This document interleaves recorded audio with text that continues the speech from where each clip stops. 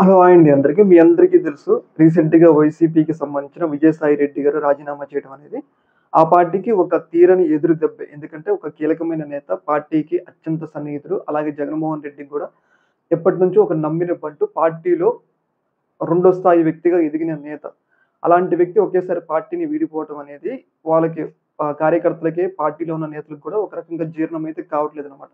అయితే ఈ యొక్క విషయం ఏదైతే విజయసాయి రెడ్డికి సంబంధించిన పార్టీ రాజీనామా విషయం పక్కన పెడితే, ఇంకా ఎంతమంది వైసీపీ పార్టీని వీడుతారు అని జెప్పేసి ఒక కీలకమైన ప్రశ్న అయితే రైజ్ అయితుందనమాట. ముఖ్యంగా ఇప్పటికే అయోధ్య రామిరెడ్డి పార్టీని వీడుతారు అని జెప్పేసి ఆయన పేరు గూడా బయటికి రావడం జరిగింది. కాపోతే ఆ యొక్క ఇష్యూలో ఆయన మాత్రం చాలా సైలెంట్‌గా ఉన్నారనమాట. అంటే ఆయన ఖండించారు. ఈ విషయాన్ని ఆయన ప్రస్తుతం విదేశాల్లో ఉన్నారంట. అయితే ఈ విషయాన్ని ఆయన ఖండించడమే జరిగింది. నేను పార్టీ మారట్లేదు. వైసీపీతోనే ఉంటా అని జెప్పేసి ఆయన ఖండించడం అయితే జరిగింది. కాకపోతే మనకొస్తున్న సమాచారం ఏందంటే ఆయన వెళ్ళడానికి గూడా సిద్ధమయ్యారు. కాపోతే సంప్రదింపులు ఏమంటారు హామీలుంటాయి గదా!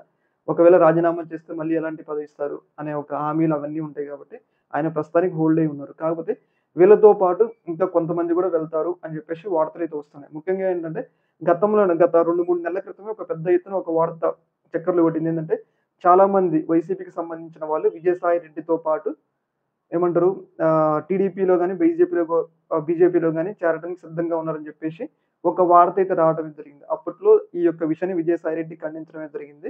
కానీ అప్పుడు మాత్రం ఒక ముగ్గురెళ్ళిపోయారు. ఎవరైతే ఆర్. కృష్ణయ్య, మోపిదేవి వెంకటరమణ, బేతం మస్తానరావు అని జెప్పేసి ఒక ముగ్గురు రాజీనామా చేయడమే జరిగింది.